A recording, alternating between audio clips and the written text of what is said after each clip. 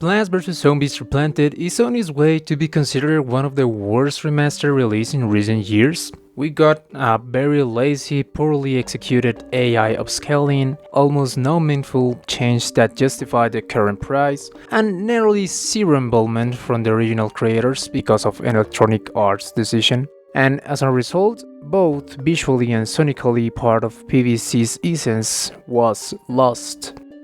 The original game, released in 2009, quickly became a tower defense classic and put PopCap games on the map.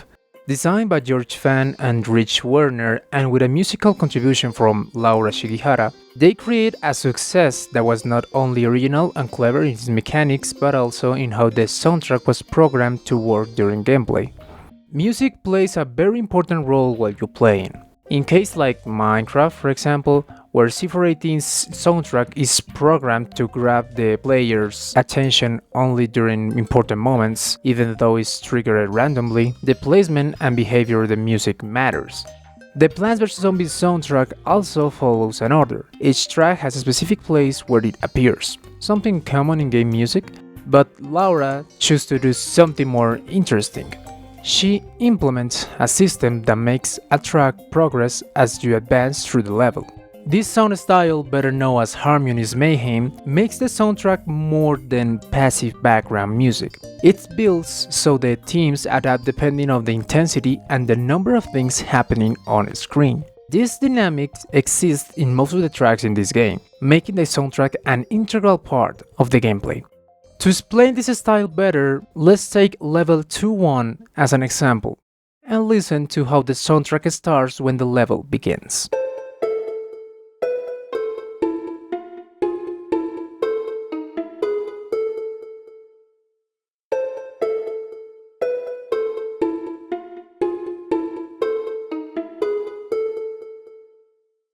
This track is known as Moongrains and serves as the base theme from night levels.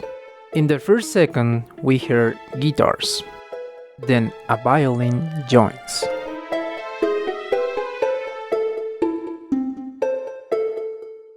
After repeating a loop, a tuba comes in and changes the ring around the middle of the track.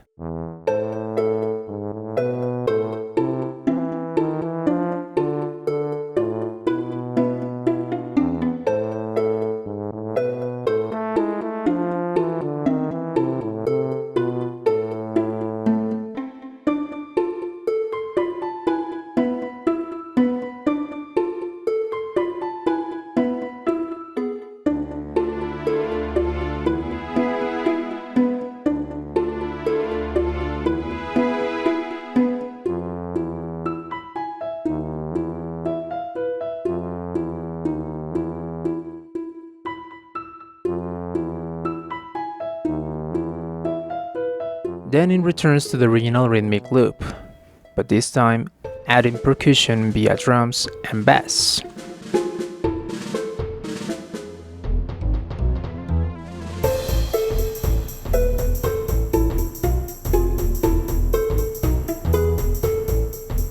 And finally, near the end, a piano joins to complete the ensemble.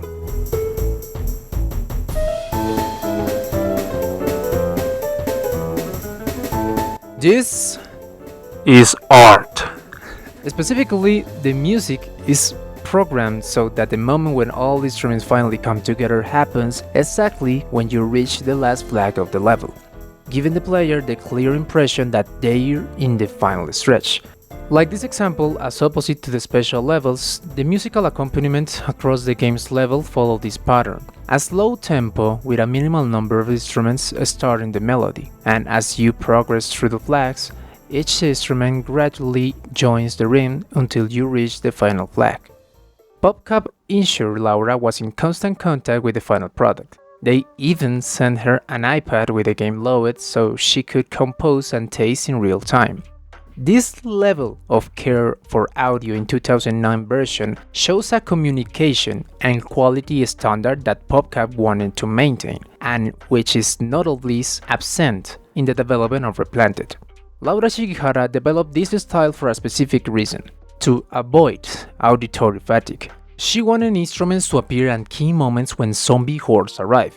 working as an alert to the player, a guiding philosophy she kept as the central axis of the original game's audio design. So, if the remaster basically uses the same soundtrack, why does it fail in this area and not achieving the same goal as the original work? Besides the terrible graphical choices, it's important to note that when EA worked on this remaster, they didn't bring it the people who helped create the 2009 original, neither the designer nor Laura herself. That wouldn't necessarily be fatal. There are remasters well received without the original teams if they had respected the soundtrack's fidelity and identity. But instead, they abandoned the philosophy Laura had created for the game.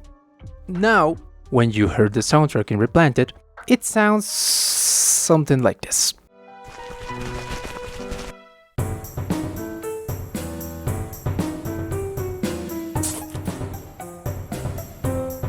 The entire approach the composer crafted to make the music more immersive with the gameplay was completely set aside in this remaster. The soundtrack plays at full intensity from the very first seconds, with all instruments present at once. Many of you might say, what is the difference? They left the same stuff, with just some musical changes, and that's all. That may seem true at first, but when a remaster destroys a style that was part of what defined Plants vs. Zombies and fails to respect the composer's original intent, it's not fulfilling his role as a remaster. The work was so poorly done that the composer herself posted a tweet expressing her displeasure about removing the dynamic style from the soundtrack and the total lack of support the original team received, claiming it didn't meet what a remaster should be. Things like recording the soundtrack or simply, I don't know, leaving the original style untouched would at least have reduced some of the backlash this remaster received. Earlier this month, they finally released a patch that reintegrates this style into the soundtrack so it's no longer plays at maximum intensity all the time, and fans could at least have a tentative thumbs up to the game's audio. Even though this reintegration in the remastered version wasn't a plain refinement, but a forced correction due to the pressure from the game's legacy and the original composer.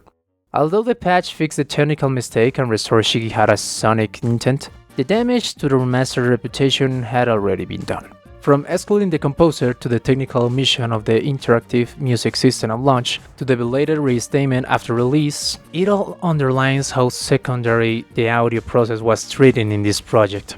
The restoration of the game's sound style only happened after the community and the artists forced EA to honor its own legacy. And the fact that such a vital feature has absent at launch highlights how little priority audio had in this work.